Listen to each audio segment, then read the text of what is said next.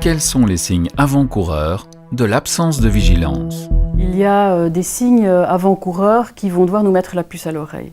D'une part, les paupières lourdes, on connaît tous, les bâillements, mais également d'autres signes comme par exemple les gestes auto-centrés. C'est-à-dire qu'on va commencer à se frotter la nuque, se frotter les bras, le nez, le menton. Ça, c'est un signe assez important de somnolence. Et puis par ailleurs, d'autres petits éléments. Hallucination, on va voir un animal le long de la route ou un obstacle qui n'existe pas du tout.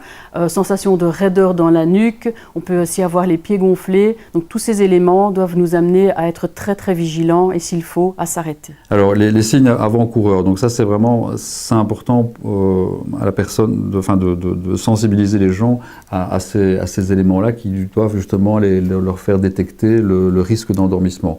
Par exemple le fait d'avoir du mal à garder la tête droite par exemple. Le mal à garder les yeux ouverts, avoir une certaine fixité du regard, par exemple, qui sont des premiers signes d'hypovigilance. Le fait de se mettre à bâiller, comme je disais également, le fait d'avoir du mal à coordonner ses mouvements.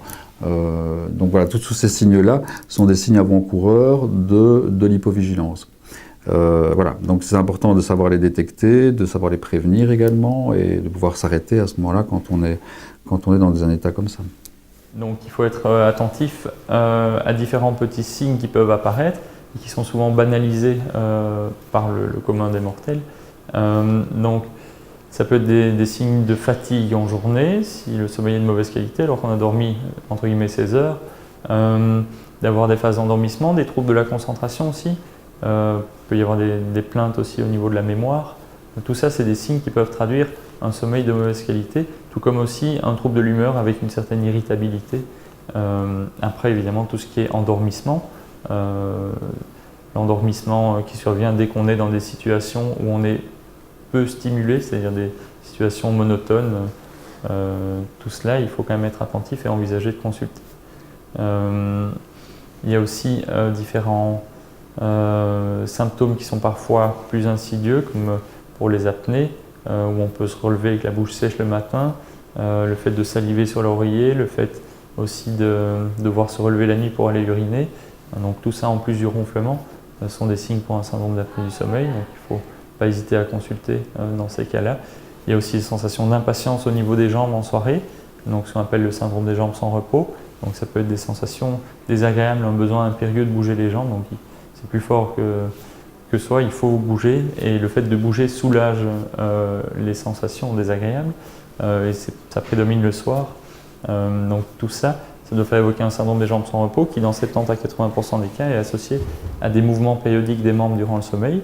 Donc qu'est-ce que c'est ? Ce sont des mouvements involontaires des jambes, comme si on donnait simplement, ça peut être le pied qui se relève ou même une flexion de la jambe ou carrément une triple flexion où on plie toute la jambe. Ça fragmente le sommeil, ça peut donc altérer sa qualité et donc le caractère reposant de celui-ci. Après,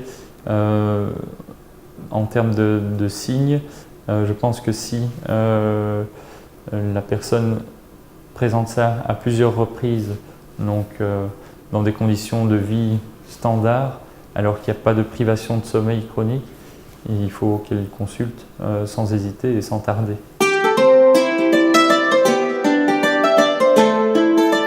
Le CECOP ITSRE remercie les différents intervenants pour l'éclairage qu'ils apportent sur ce sujet. Nous espérons sincèrement que vous pourrez tirer les meilleurs enseignements de ce reportage et ainsi éviter des erreurs que tout le monde peut faire. Nous vous souhaitons une bonne route et de beaux voyages. Mais surtout, restez prudents, car des gens vous aiment et vous attendent chez vous, à la maison.